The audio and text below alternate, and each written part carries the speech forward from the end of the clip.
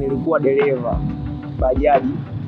Kwa hiyo barabarani kulikuwa kuna changamoto nyingi sana, tukajaribu na upande wa pili, labda tuone mambo yatakavyokuwa yanaenda. Bwana, mambo vipi? Kwa majina naitwa Aba Pro. Siku ya leo tumeona fursa kwenda kumtembelea kijana aliyeona fursa kubwa katika kujiajiri. Tutamuuliza idea hii ameitoa wapi, ni changamoto gani anazokutana nazo na anawashauri nini vijana. Kwa majina unaitwa nani? Kwa majina naitwa Ramadhani, ni fundi furniture, tunatengeneza sofa na cover pia za pikipiki na magari.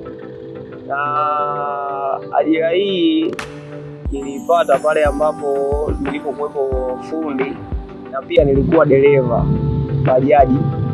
Kwa hiyo barabarani kulikuwa kuna changamoto nyingi sana, tukajaribu na upande wa pili, labda tuone mambo yatakavyokuwa yanaenda. Na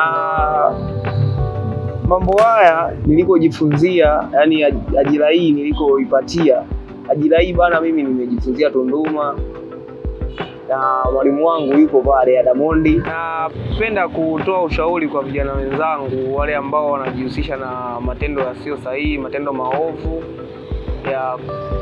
matendo ya ukabaji, uvutaji wa bange, madawa ya kulevya. Ningependa kuwashauri, fursa bado mtaani zipo. Tujitoe, tujaribu kutafuta fursa, tunazipata mtaani na tunatoka hapo tulipo, tunasogea mbele, kiachana na hayo mambo mengine.